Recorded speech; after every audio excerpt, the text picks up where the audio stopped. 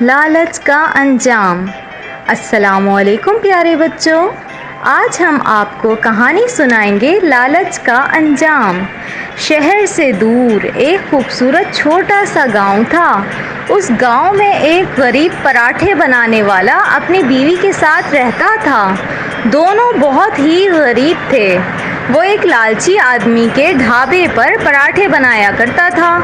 سارا دن محنت کے بعد اس کو تھوڑی سی مزدوری ملتی تھی۔ وہ بہت محنتی تھا، روزانہ صبح صبح اپنے کام پر پہنچ جاتا تھا اور سارا دن ڈھابے پہ لوگوں کو پراٹھے بنا کر کھلایا کرتا تھا۔ اس کے ہاتھ کے پراٹھے بہت مشہور تھے، دور دور سے لوگ اسی سے پراٹھے لینے آتے تھے۔ اس کے لذیذ پراٹھوں کی بدولت ہی اس کے سیٹ کی دکان چلا کرتی تھی۔ پورے گاؤں کے لوگ اس کے ہاتھ کے پراٹھوں کے دیوانے تھے۔ اسی وجہ سے اس کی دکان پر سارا دن لوگوں کا رش لگا رہتا تھا۔ سارے دن میں جتنے بھی پیسے جمع ہوتے تھے وہ اپنے سیٹ کو پکڑا دیتا تھا۔ وہ اچھی خاصی رقم ہوتی تھی۔ اس کا سیٹ بہت کنجوس اور لالچی تھا۔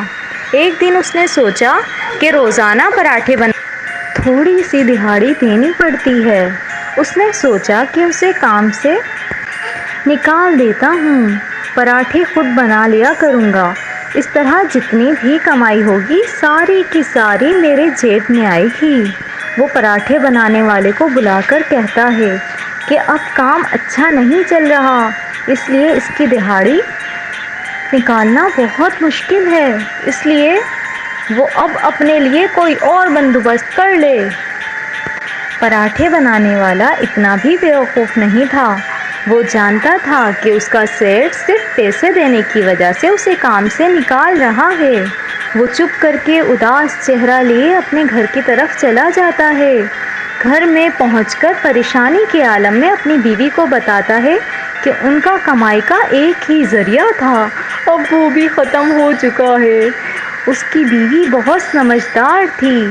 وہ اسے کہتی ہے کہ گھر میں کچھ پیسے بچے ہوئے ہیں، وہ ان کی مدد سے گھر میں اپنا اسٹال لگائے، لیکن اسٹال پر صرف چکن پراٹھے ہوں، کیونکہ دکان پر بھی لوگ اس کے ہاتھ کے پراٹھوں کے دیوانے تھے، اسی وجہ سے تو وہاں رش لگا رہتا تھا۔ اسی طرح جب وہ اپنا اسٹال لگائے گا تو لوگ پاس ضرور آئیں گے۔ پراٹھے بنانے والا اپنی بیوی کا مشورہ سن کر بہت سوچتا ہے۔